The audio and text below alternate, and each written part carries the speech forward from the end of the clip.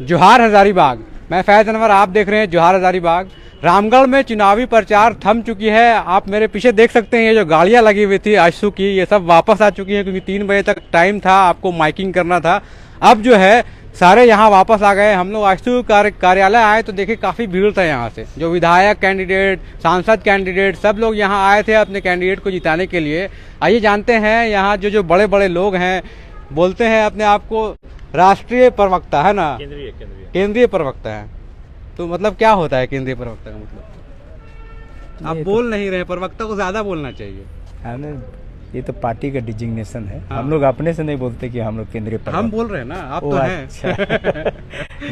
तो बताइए क्या है, माहौल क्या है? पहले तो जोहार झारखंड है ना, जोहार आपको पहले जोहार करते, जोहार हजारीबाग है कि आपको झारखंडीय से समझाना ज्यादा अच्छा है कि नहीं। झारखंड का मामला है, हजारीबाग का बात है। यहाँ का जो चुनाव हो रहा है ये बड़ा मजेदार चुनाव लगता है। इस बार हम लोग 1.5 लाख पार में रहेंगे। 1.5 लाख मतलब क्या पैसा? 1.5 लाख पार। 1.5 लाख मतलब 1.5 पिछले बार जब वोट की क्या बताइएगा तब ना।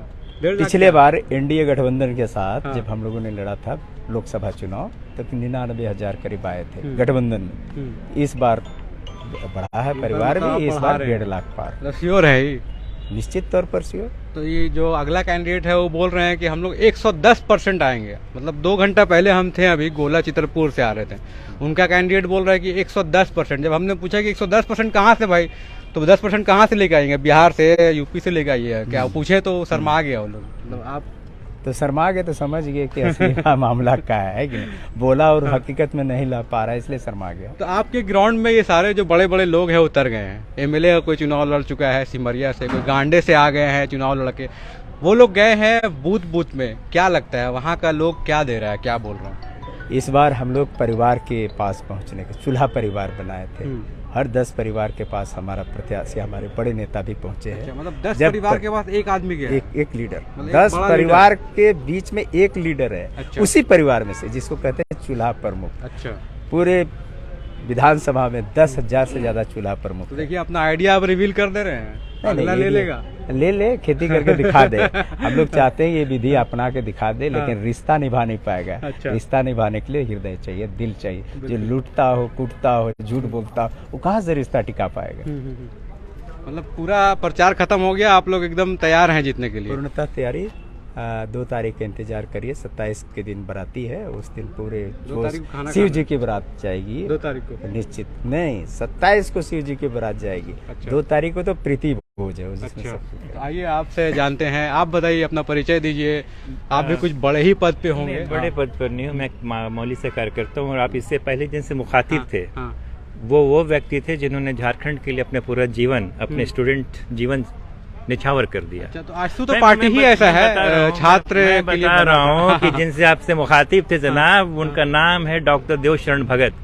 इतिहास के पन्नों में दर्ज है इनका नाम कि जंगल जेलों के कितने सलाखों को और कितनी लाठियों को उन्होंने अपने पीठ पर झेला है। इस बार का जो मैं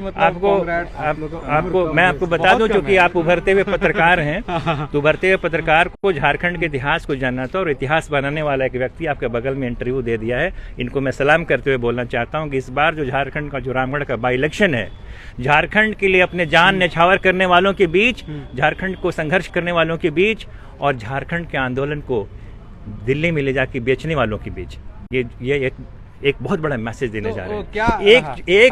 एक झारखंड के आंदोलन को बेचता है और एक झारखंड के आंदोलन को खरीदता है।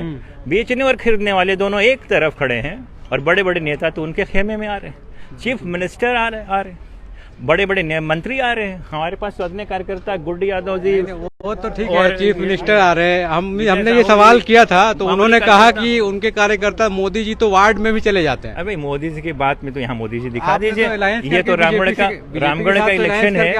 मैं बता रहा हूँ कि ये सीधे तौर से चुनावी बकवास और क्षेत्रीय विकास के बीच का मामला है। तो क्या है मुद्दा? तो हेलीकॉप्टर में तो मुद्दा हो गया ना, और राजनीतिक हया के बीच की लड़ाई तो है। फिर मुद्दा क्या है? मुद्दा विकास का मुद्दा है। विकास में मैं पिछले 15 साल में जब हमें मौका मिला रामगढ़ की धरती से, तो आजसू पार्टी ने अपना नमक अदा किया और बहुत मेहनत करके रामगढ़ विधानसभा को पहले पोजीशन पे पहुंचाया।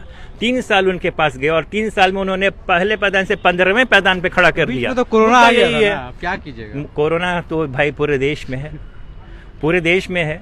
कोरोना एक बहुत ही अच्छा बहाना है। उनका कहना है कि मौका ही नहीं मिला। कोरोना में आप विज्ञप्तियां निकालते हैं। 3 साल में आप क्या जज कीजिएगा जब 15 साल में ये सरकार युवाओं के फॉर्म्स भरवाती है, उनसे वो बेचती है, फॉर्म को बेचती है, और बेरोजगारों के पैसे से अपना पेट भरने वाली सरकार जो बार बार चुनावी वादे करते हैं।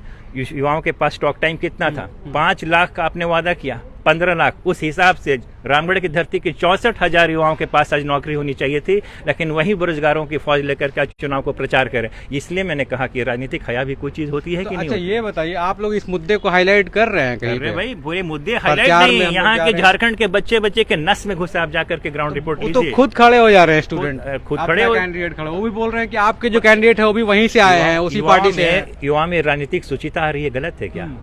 राजनीतिक सुचिता का आना गलत है क्या? जनतंत्र है, लोकतंत्र है, आवाम की आवाज बुलंद है, वो खुद को रिप्रेजेंट करना चाहते हैं। लेकिन ये चीज बता दे रहा हूँ आपको, ये गांठ बांध लीजिए कि यहाँ का हर बच्चा मायूस है, हर चूल्हा सूखा हुआ है, जवानी जो है ना बिखर रही है। टॉक टाइम 25 साल में भारत का, सुन लीजिए आपके हिसाब से, मतलब सुन लीजिए, आपके हिसाब से ये सब कुछ, आपके हिसाब से ये सब कुछ 3 सालों में हुआ? 25, अरे भैया 3 सालों में नहीं हुआ तो आप 5 बार मुख्यमंत्री रहे जनाब। आप बड़े चालाकी से 3 साल की बात करते हैं। 1 बार नहीं, 2 बार नहीं, 3 बार नहीं, 4 बार नहीं, 5 बार you are the chief minister of Jharkhand. ये मौका कम है, ये पूरा कार्यकाल तो कभी नहीं आप आते हैं चीफ मिनिस्टर में, आप आदिवासियों के हक की बात करते हैं, आप 1932 का खतियानी जोहार यात्रा निकालते हैं, और फिर कल के अखबार में आप निकाल देते हैं कि 2006 से पहले वाला है। कहाँ गई जोहार, आपकी जोहार यात्रा? जोहार चैनल से मैं पूछना चाहता हूँ, मैं बकौल आपके जोहार हजारीबाग के जानिब से ये बात करना चाहता हूँ, ये पूछना चाहता हूँ, कहाँ गई आपकी जोहार यात्रा? 1932 की खतियानी यात्रा कहाँ गई? फिर तो वही 19, ये एक इमोशनल ब्लैकमेलिंग हो रहा है, इमोशनल अत्याचार हो रहा है, और इनका वही है, गोदी में बच्चा है ना। अच्छा, जो अगले कैंडिडेट हैं, हाँ, इन्होंने इमोशनल अत्याचार के अलावा कुछ क्या नहीं है। लेकिन जनता तो देख रही है ना, जनता तो देख रही है। कहीं उन्हें जिता ही दिया जनता तो उन्हें देख रही है। जिता कैसे देंगे जनाब? जिनके अंदर दर्द, जिनका चूल्हा बुझ गया है ना, उनको पूछिए कि जनतंत्र में जो उनकी ताकत है, इस तर्जनी का, वो कहाँ पर उसका अधिकार का प्रयोग करने जा रहे हैं, पूछिए, आपको मालूम चल जाएगा। बिल्कुल बिल्कुल। तो देखिए, ऐसी ऐसी बातें निकल के आ रही है कि खतियानी जोहार यात्रा निकाल रहे हैं, 1932 पास भी नहीं हुआ, उसको लेके।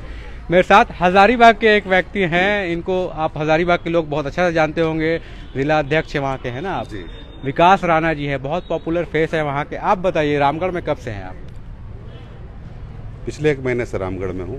तो क्या लग रहा है, जनता क्या बोल रही है? आप जनता के बीच जा रहे हैं, आपको भी एक बूथ दे दिया गया है या फिर एक मोहल्ला दिया गया? देखिए, पार्टी का केंद्रीय नेतृत्व हम लोगों को जो जिम्मेवारी सौंपता है, हम लोग उस पर काम करते हैं।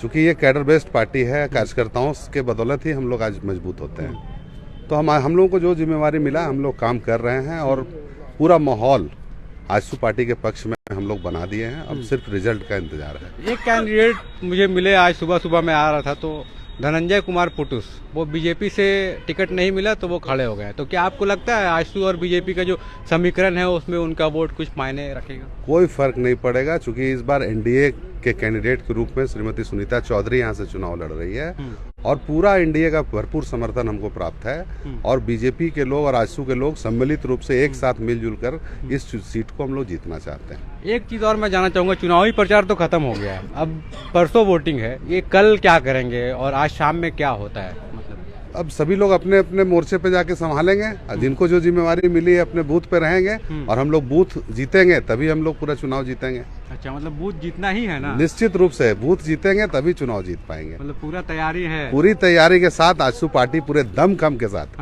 चुनाव में उतरी है, और निश्चित रूप से हम लोग चुनाव जीतकर इस सीट को एनडीए की सीट की झोली में हम लोग डाल लेने का काम करेंगे। तो देखिए, यही है, आजसू हम लोग आए थे कार्यालय में, तो सब लोग थक चुके थे चुनाव के बाद, लेकिन जोश अभी भी है उनका। कैसे माइक्रो मैनेज किया है, जैसा बताया इनके केंद्रीय प्रवक्ता ने या फिर केंद्रीय अध्यक्ष जो है, उन्होंने बताया कि किस तरह से 10 घर को एक चूल्हा, 10 चूल्हा को बता रहे हैं कि एक व्यक्ति को दिया गया और एक बड़े नेता को दिया गया, जो पहले कहीं चुनाव लड़ चुके थे उनको ऐसा दिया गया है, ताकि उन्हें समझ ज़्यादा है लोगों के, और लोगों के बीच वो जा रहे हैं। बाकी जो कैंडिडेट हैं बता रहे हैं कि उनसे अलग इनका यही है कि घर घर तक पहुंच रहे हैं, और ये बता रहे हैं कि चुनाव में श्योर है कि आजसू की जीत होगी। अब देखना यही है कि परसों जब वोटिंग होगी और 2 तारीख को जब रिजल्ट आएगा तो कौन बाजी मारता है रामगढ़ से। बहुत बहुत धन्यवाद। धन्यवाद।